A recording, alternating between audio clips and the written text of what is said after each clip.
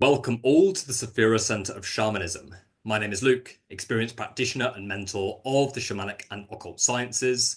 Warm welcome to my channel, whereby we break down the ancient technologies of both shamanism and the occult, bringing them into balance with the deep psyche. Before I go into this topic, check out my two membership programs in the first and second links of the description of this video. The first link for the Patreon, which is becoming more and more populated with lots of powerful initiatory systems, practices, and transmissions. This is ideal for those who do not want one-to-one mentoring or direct communication with me, but just want access to a lot of my very powerful initiatory systems and practices. In the second link of the description, you'll find my premium service, which is for those who are very serious about their healing and evolutionary paths and who want to work more directly with me, both through one-to-one mentoring and live webinars and workshops, as well as powerful initiatory rituals and practices to take you deeper into your evolutionary path. The premium membership is for those who are very serious about their healing and evolutionary pathways, and for those who are wanting to engage in some of the deeper occult initiatory practices and technologies. As I said, links are in the description. So on to today's topic. We have a very serious topic today, but a very important one, as this is a common misconception that I'm seeing for those who are wanting to embark on both shamanic and occult related initiation. The topic today is how shamanic and occult initiation is not therapy. We're going to be delving in to the real purpose of shamanic and occult initiation, very much approaching it from the perspective of primal self-development and alchemical practices. We're going to be looking at how therapy or modern therapy and the deeper esoteric practices of shamanism and the occult really differ, looking at their similarities, how they are similar, but ultimately how they both have different methods, different approaches, and ultimately a very different end goal. Very important subject for anybody who is wanting to delve deep into the medicine that is brought by the ancient shamanic and occult technologies, be that the medicine wheel, be that the Kabbalah, whatever that may be. This is going to be a very important subject, so definitely stay tuned.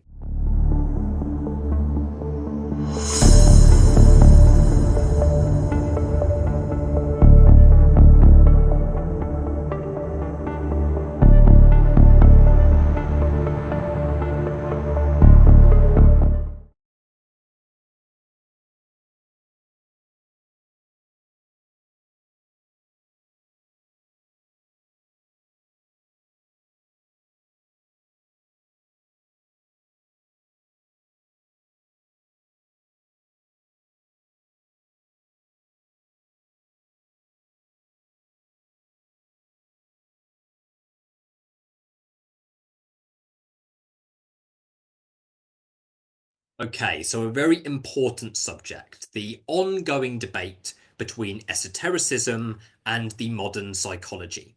Okay, they are both in the same camp to an extent.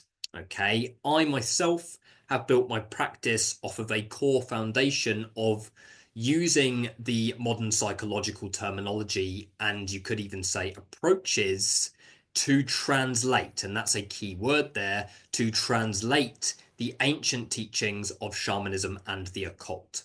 Okay, the reason for this is because it's very easy to approach these initiatory systems and practices from the perspective of fragmentation and separation.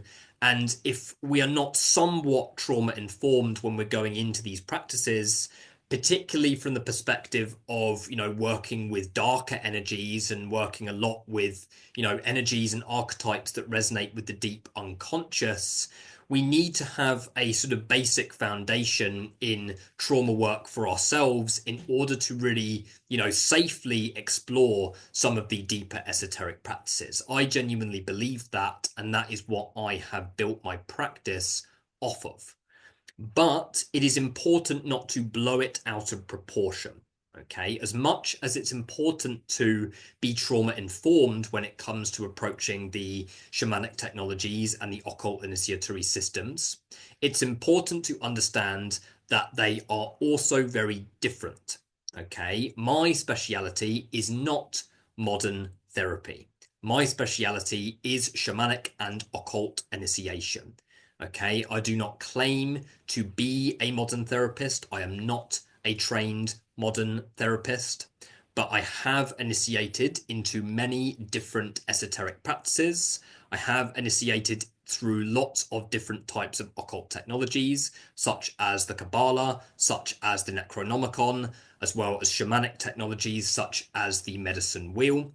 And I've also dedicated the last 7 or so years of my life to also teaching others as I'm learning and developing this within myself as well. So I am experienced when it comes to seeing how people interact with these different initiatory technologies, seeing how trauma has a very big part to play, but also in really understanding how the goal of shamanic and occult initiation and self-development through these ancient teachings and practices is by no means the same as modern therapy. Okay, so we need to delve into the core differences between them. Okay, as a practitioner and a mentor, you could say that my practice is very much aligned to what I would call the old Jungian approach, okay, the traditional Jungian approach. And many people don't realize this about Carl Jung, but Carl Jung used to be an occultist. Okay, this was his speciality. Okay, he would explore the spirit world, okay, very much exploring things from a self-development perspective and from a shamanic perspective in terms of tapping into the collective unconscious. A lot of modern approaches to shamanic journeying do use Jungian philosophy, particularly from the perspective of journeying to the three worlds, particularly the lower world, the collective unconscious, a concept that was introduced by Carl Jung.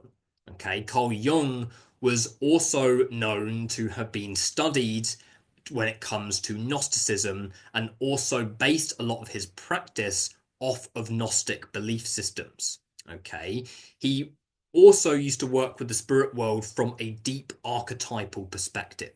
Okay, so he would approach literal spirits and intelligences as archetypes to resonate with things that were already within his deep psyche, but he would also honor them as individual intelligences as well. Okay, and that I feel is a very important approach when it comes to exploring the spirit world in general, purely because we need to be able to understand that all is within. Okay, and what we are interacting with has its own external intelligence that is separate to us. But if we are having that interaction, then it is going to resonate with something that is already within our own nervous system. Okay, the modern Jungian approaches do not have anything to do with shamanism or occultism. Okay, and it's important to understand that Carl Jung's practice was built off of spirituality. It was built off of occult principles. Okay, that's what the archetypes that he identified within the collective unconscious was very much focused towards.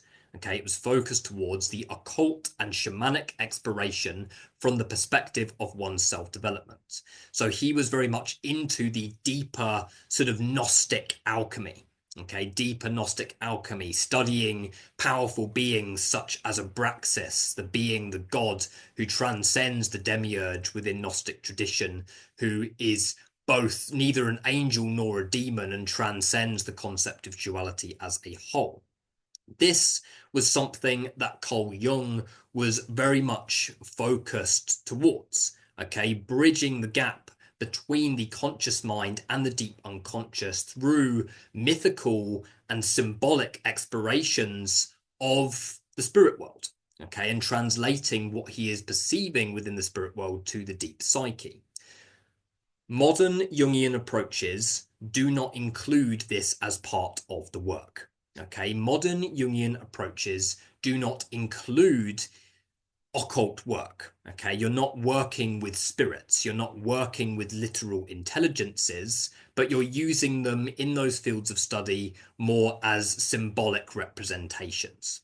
Okay, so that in itself is a clear description, even if you are studied in modern Jungian therapy or a modern Jungian approach to psychotherapy.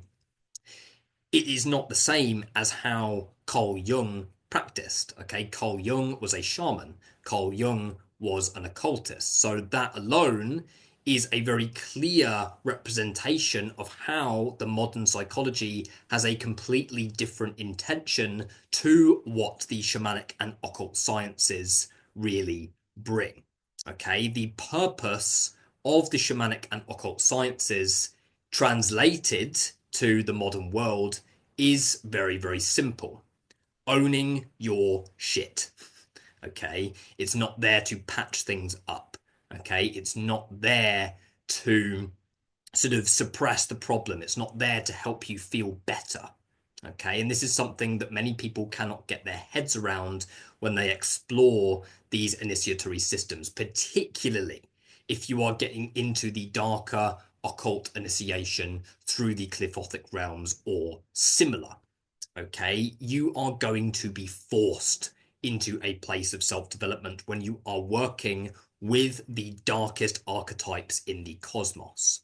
Okay, and if you are approaching them from the perspective of the traditional Jungian approach, which is very much understanding that these beings are spirits in their own right, they have a separate intelligence, but also mirror something within you, then that is going to be how you get the most out of it. Okay, what will limit you within your exploration of the esoteric planes or esoteric traditions of the spirit world, whether it's through the shamanic sciences or the occult sciences, what will really limit you is if you are projecting your approach to modern psychology or therapy onto these practices, because then you're going into it projecting these predefined rules upon planes that actually don't meet any limits or boundaries. Okay, and what then happens is that it can cause people to go into these practices from a place of predefined righteousness. Okay, they start exploring the deep occult sciences, the deep shamanic initiation from the perspective of thinking that they already know everything, and that, you know, they're just trying to gain tools to then back up and justify what it is that they already know. If you are really immersing yourself in deep initiation into these practices, then you are going to be forced into a place whereby you have to let go of these illusions, whereby you have to let go of this righteousness and embrace the fact that you don't actually know.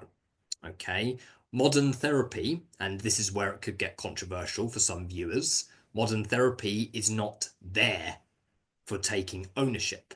Okay, it hasn't been built with that intention. Okay, it's been built with the intention to feel better. It's been built with the intention to treat instead of heal. I'm not saying that modern therapists don't do amazing work. Okay, I'm not saying that modern psychologists don't do amazing work. They do. There are some amazing therapists out there. But you've got to look at the overarching intention that is behind these practices. Okay, and what I have seen time and time again is people who have trained in therapy going into the shamanic and occult sciences with a predefined state of righteousness. And then what ends up happening is that naturally things are brought to the surface, and then all of a sudden it's like, okay, no, like that doesn't align with my modern therapeutic training, so I'm going to reject that. Yeah, and then what happens is that the illusion of grandeur is tightened because it doesn't align, or the level of self-development that the person is being pushed into doesn't align with what it is that they learnt at uni, or what it was that they learnt, okay, about how certain things are needing to be done. Okay, if you are going into shamanic and occult initiation, particularly occult initiation, okay, you are going into currents of energy that are there to shatter taboos. Okay, they are there to shatter your beliefs as to what is right and what is wrong, and they have one intention, and that is to help you get to where you need to get to as soon as possible. They have one intention, and that is to help you to evolve and grow and align to your soul's evolutionary path as quickly as possible. And this can mean going through some tough initiations, okay? Whereas modern therapy is built to neutralize, okay? To neutralize the impact. To neutralize the impact of the initiations that are taking place, okay? Because the way that the modern world views chaos as a whole is in an extremely unhelpful way. Chaos is seen as something which is to be avoided, so our whole society ends up being built off of this false light and false order, and chaos becomes something that needs to be avoided instead of acknowledging that it is the core force of death energy and transformation that is needed to destabilize old foundations in order for new and more authentic foundations to be established. A lot of modern therapeutic approaches do not view it in that way. In fact, none of them view it in that way. I'm not saying that people cannot go deep. Okay, this is the thing. Yeah, I can't say that people are not going to be able to go deep through their modern therapeutic approaches. They can and they do. And as I said, there are some amazing therapists out there.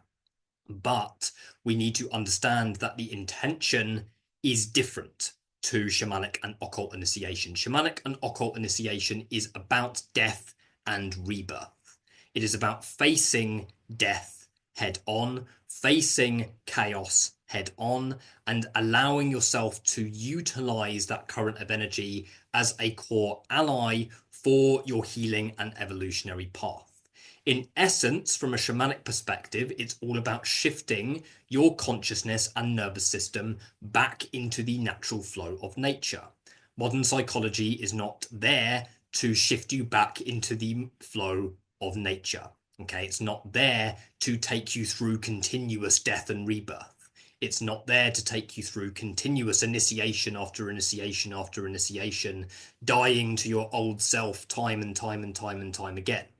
Okay, people often get into, particularly shamanism, or the same with occultism as well, they get into it for validation. Okay, they get into it for wanting power, for wanting to be the shaman, to have these psychic abilities, okay, to be able to do all of these cool things. And as much as there's nothing wrong with that, they don't always realize that real shamanic initiation is about continuous death and rebirth. Okay, dying to your old self time and time again, understanding that your true self is not defined by anything that is solid within the reality around you. Whereas therapy is built to, yes, help you develop yourself, help you to get to know yourself, but it's not there to take you through initiations of dying to your old self time and time again.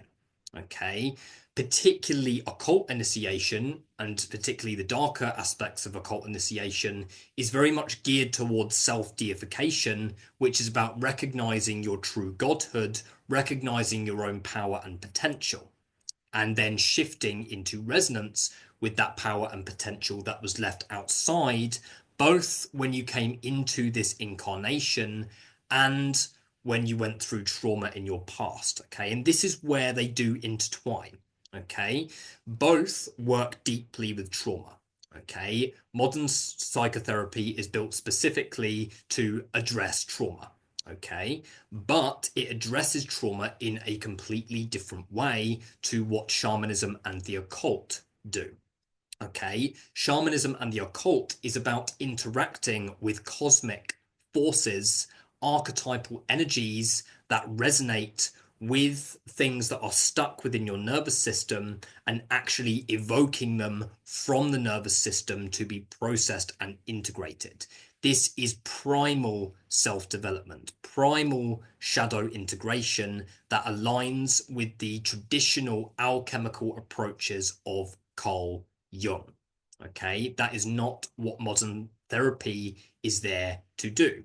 Okay, modern therapy is there to help you to understand your past, to understand your trauma, to understand what happened in that respect, to take you through different mechanisms and tested methods of feeling and processing that trauma, but it's not there to literally interact with cosmic forces that resonate with your deep unconscious, that are there specifically to bring you situations that resonate with your deep unconscious.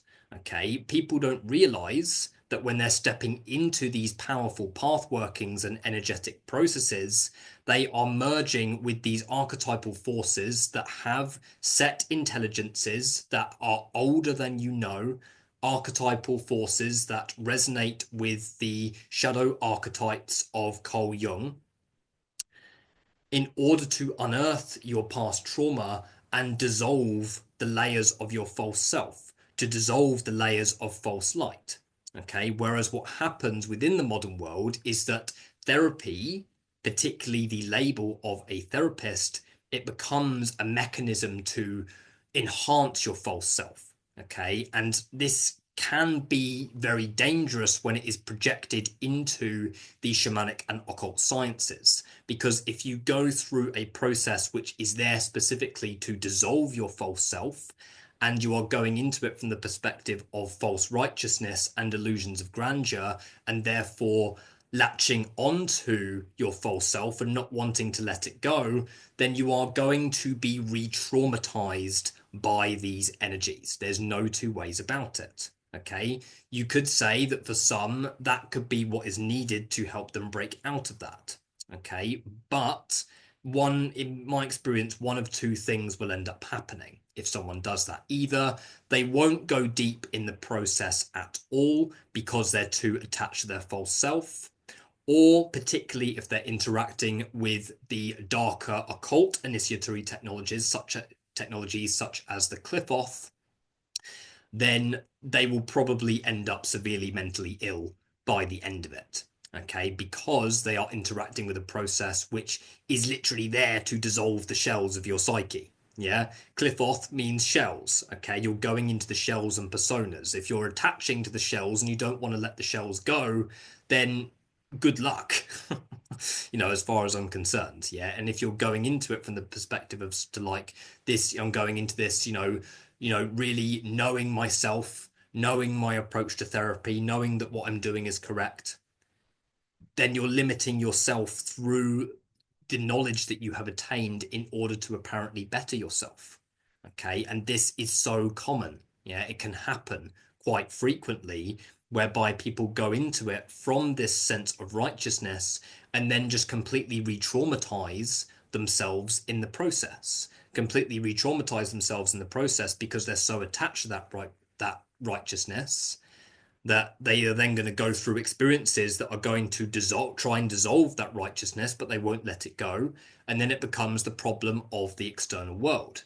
Okay, then it creates the notion as to like, oh, this person's to blame, that person's to blame. Yeah, this happens, or that person's to blame. Or the very common one, oh, the demons are attacking me. Oh, yeah, the spirits hate me. I've done something that has caused the spirits to want to cast a lightning bolt down on me and hurt me, and all of those things. Yeah, and all of these things are projection from a traumatized perspective. Okay, all of these are projections from a traumatized space. Okay, so it is important to be trauma informed going into these practices, but not holding on to predefined rules and constructs when you are exploring these esoteric practices, because it's contradictory.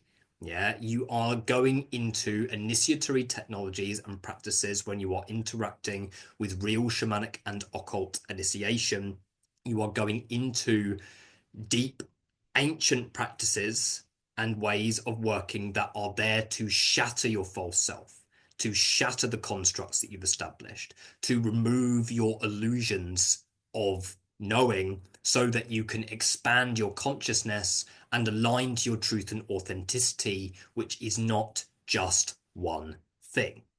Okay, in essence, it's about aligning yourself to your authenticity. What happens with modern therapy a lot, when it's combined with the shamanic and occult sciences, what happens an awful lot is that it becomes a mechanism to hold on Yeah, it becomes a mechanism to hold on because you think that you know everything.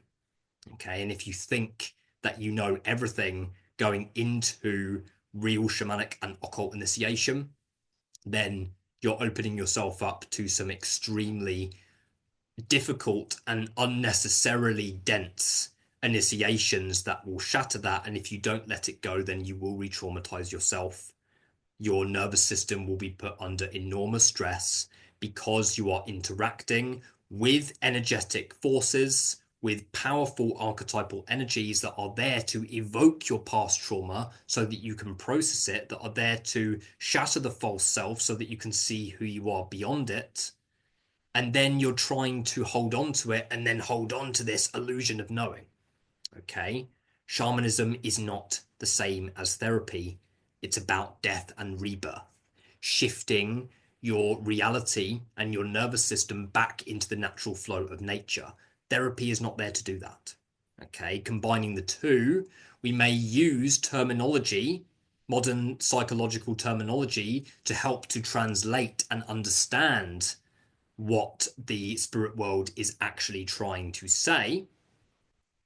But beyond that, we're only using that terminology so that we can understand that it's coming from a self-development perspective. I'll give you an example. Soul retrieval, or the concept of the soul within shamanic practices, can be seen as a very similar, if not the same, concept to the inner child within modern psychology. Okay, parts work. Okay, the concept of parts work, interacting with different portions of your psyche, understanding their needs, understanding your different protector parts, what are there specifically to help you, what were there to sort of protect you from the trauma that took place as a child, and the exiled child parts that are underneath that. That is very much used to explain an archetype that is in alignment with the traditional Jungian approach. For example, I'm interacting with a demon or some sort of spirit. Okay, I'm using a demon as an example because these are the darkest and most effective shadow archetypes. Okay, so I'm working with a daemon that is resonating with my deep psyche. Okay, so how do I translate what that daemon is doing within my nervous system? Okay, that daemon is going to interact with me, and through resonance, because it's dark matter, it's going to resonate with something within my nervous system already.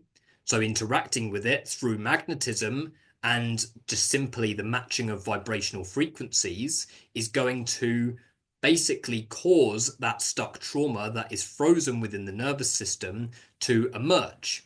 And what is that stuck trauma? That is a child part if you refer to modern psychology.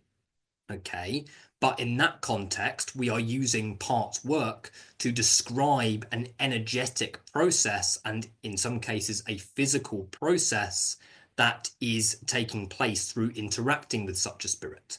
Okay, we're describing them as mirroring our deepest, most repressed aspects, particularly daemons. Yeah, daemons really do mirror our deepest, most repressed portions of self. Lilith mirrors everything in our collective society that has been rejected about the divine feminine. Okay, Beelzebub represents everything within our society that has been rejected about the divine masculine and death and decay. Okay, it's not that difficult to understand, but we do use the kind of like terminology such as parts work to describe that process. But we are doing a type of parts work, but we are not actually doing internal family systems therapy in that respect, because internal family systems therapy, which is referring to the internal family and referring to the different parts that are described by parts work through IFS, internal family systems therapy, we are not doing that. Yeah, what we are doing is that we are interacting with the spirit world. We're interacting in a very powerful and direct way with a deep portion of our unconscious mind that is going to evoke trauma to be processed and integrated. This is not the same as IFS. Okay, we may use terminology from IFS, but it is not the same thing. Okay, it is not the same thing in any way, shape, or form. It is primal evolution. You could call it Gnostic alchemy if you really want to. The process of bringing whole consciousness into your nervous system and allowing that transmission to alchemize your system. Okay, and then devour your false self so that you can move into what that particular current of energy is representative of. Okay, accepting spirits as aspects of yourselves is the best way and a very powerful way within the shamanic and occult sciences to integrate your repressed aspects. Okay, but does part work get you to accept demons as parts of yourself? No, it doesn't in that respect. Yeah, therefore, it is not IFS. Okay, if I do soul retrieval, yes, it links to the inner child. Yes, it involves communicating with the soul, communicating with the authenticity, understanding the needs of your innocence. Okay, inner child work definitely does cross over quite a lot, but it's not the same as modern psychological approaches. Okay, a shamanic approach to soul retrieval or inner child work is not to assume what the inner child says. Okay, and this is where modern psychological approaches of inner child work are extremely controversial. Okay, I'm not going to say they're not effective in some cases, but how a lot of modern therapists approach inner child work is assuming what the inner child wants. Okay, whereas if we are approaching it from a shamanic or occult perspective, we are interacting with the inner child as a consciousness. Yeah, we are tapping into the inner child as a consciousness. My beautiful, amazing partner works with parts work, but in a very shamanic way. It's not IFS because IFS assumes what the parts want and need. What she does is that she brings the consciousness of the part into the body and then communicates it back to the person. Okay, it's an amazing process. It is not the same. Okay, so as much as terminology is exchanged and used to help us to translate what is going on within the energy plane, what is going on within our nervous systems, what is going on within the spirit world, it's not the same.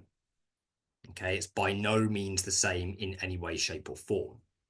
So understand that these esoteric practices represent the oldest forms of self-development, oldest forms of self-development that are here to be resurrected from within the modern world. Why? Because a lot of the modern psychological approaches are failing systems.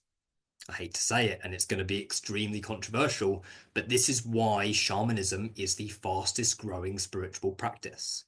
Okay, this is why occultism, a bit slower in that area, but this is why occultism, particularly the darker aspects of the occult, are becoming more known and accepted gradually by the masses, because we need a different way.